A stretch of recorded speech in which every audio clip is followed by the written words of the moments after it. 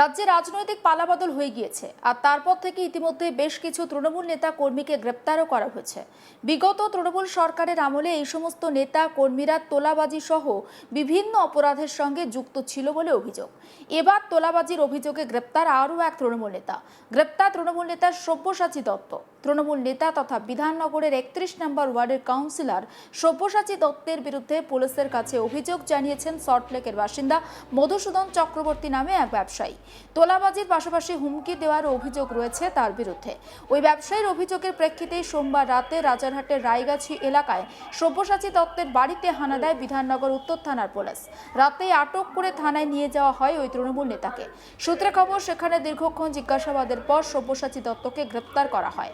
Police সূত্রে জানা গিয়েছে, সব্যসাচী দত্তের বিরুদ্ধে থানায় এফআইআর দায়ের করেন মধুসূদন চক্রবর্তী নামে ওই ব্যবসায়ী। সব্যসাচীর বিরুদ্ধে জানে শেষ করে দেওয়ার হুমকি, মানসিক নির্যাতন এবং তোলাবাজির অভিযোগ করেন তিনি। মধুসূদন চক্রবর্তী আরও জানিয়েছেন যে তার স্ত্রী ক্যান্সারে আক্রান্ত এবং সে কারণে বাড়িতে সবসময় তার কিছু নগদ টাকা তিনি রাখতেন। এফআইআর এর সব্যসাচীর বিরুদ্ধে অভিযোগ জানাতে গিয়ে মধুসূদন লিখেছেন, তিনি পশ্চিমবঙ্গের তৎকালীন শাসক দলের অত্যন্ত প্রভাবশালী নেতা ছিলেন, তাই অন্য কোনো উপায় না দেখে স্ত্রীর চিকিৎসার জন্য রাখা টাকার কিছুটা তিনি দেন আর বাকিটা একজনের কাছ থেকে ধার করে তার হাতে তুলে দিই। একবার শোনাই অভিযোগকারী মধুসূদন চক্রবর্তীর বক্তব্য।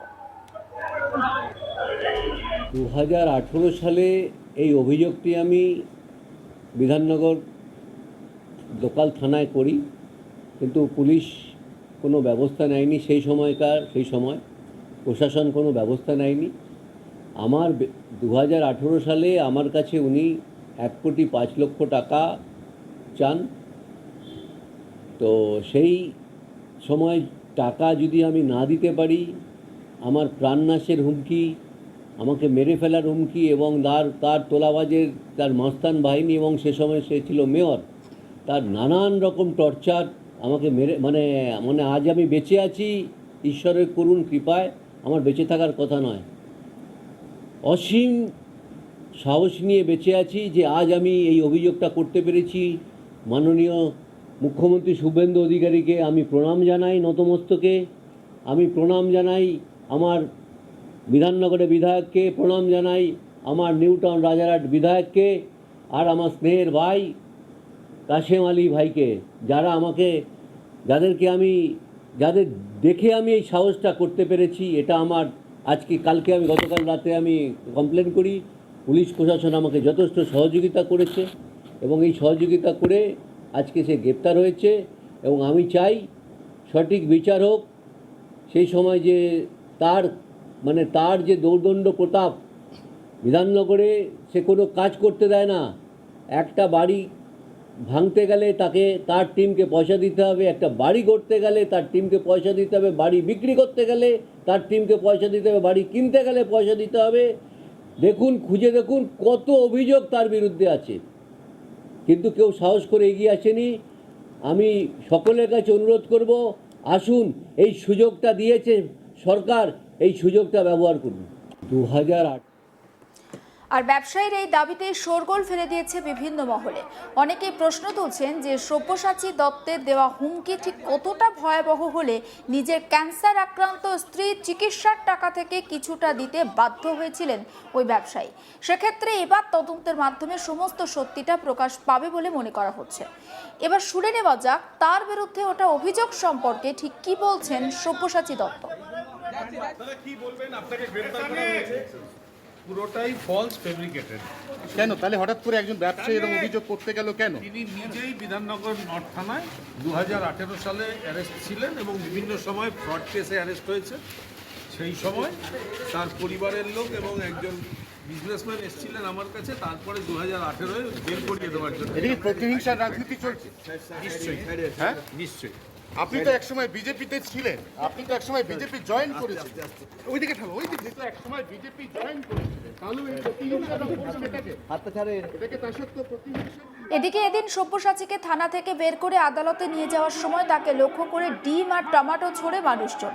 পাশাপাশি আদালতের বাইরেও ডিম, টমেটো, গোবর হাতে সব্যসাচীর জন্য অপেক্ষা করতে দেখা যায় একদল মানুষকে। এবং ঠিক কি ঘটনা ঘটেছিল আসুন ছবিটা একবার আপনাদের দেখায়।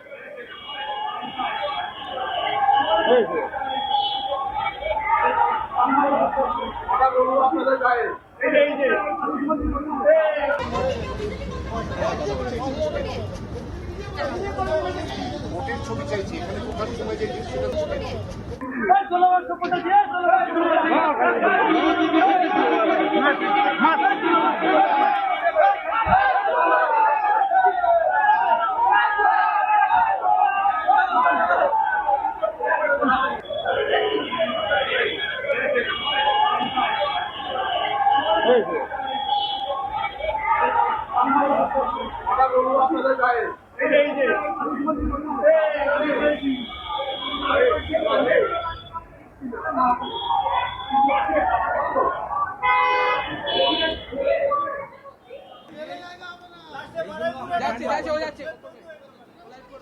সমস্ত বিষয়টা নিয়ে আমার কালিক তাপস সেনগুপ্তের একটি রিপোর্ট দেখাবো আপনাদের।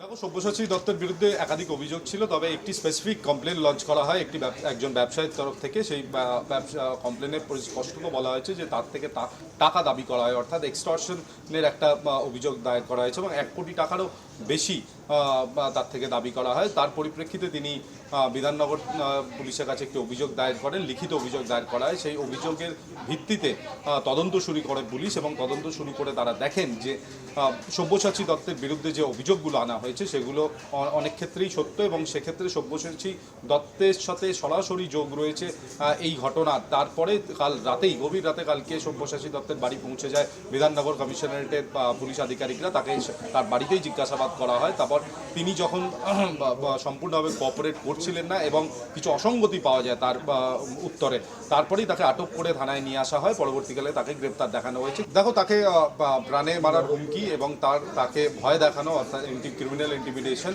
এবং তোলাবাজি, এই সব ধারায় কিন্তু অভিযোগ দায়ের করা হয় এবং একাধিকবার তাকে বিভিন্ন সময় চাপ দিয়ে তার থেকে টাকা নেওয়ার একটা চেষ্টা করা হয়। এবং আমরা জানি যে সব্যসাচী দত্ত বিধাননগরে একজন দুর্দণ্ড প্রতাপ একজন নেতা। তিনি আগে তৃণমূলে ছিলেন, পরে বিজেপিতে যান এবং পরবর্তী সময় আবার তিনি তৃণমূলে ফিরে যান। তারপর বর্তমানে তিনি বিধাননগর মিউনিসিপ্যাল কর্পোরেশনের তিনি চেয়ারম্যানও বটে এবং সেক্ষেত্রে নিজের প্রভাব খাটিয়ে দত্তাবাদ অঞ্চল এবং বিধাননগরের বিভিন্ন অঞ্চলে তার একটা বড় দাপট দেখা যায়।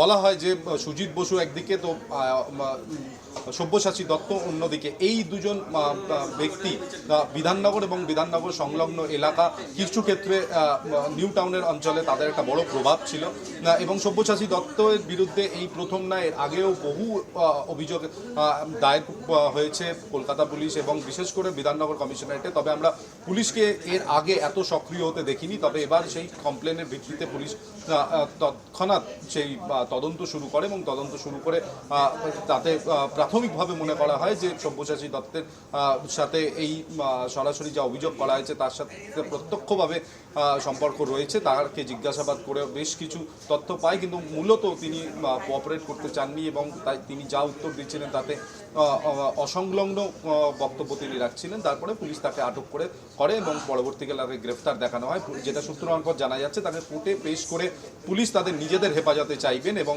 পরবর্তীকালে কয়েকটি জায়গা আইডেন্টিফাই করা হয়েছে যেখানে সম্ভবত সব্যসাচী দত্তকে পুলিশ কাস্টাডি পাওয়ার পর সেখানে নিয়ে যাওয়া হতে পারে এবং তল্লাশি অভিযান চালাবে পুলিশ, এমনটাই সূত্র মারফত জানা যাচ্ছে। সমস্ত আপডেট পৌঁছে দেবো আপনাদের কাছে। নজর রাখুন আজ তাক বাংলায়, সাবস্ক্রাইব করতে ভুলবেন না।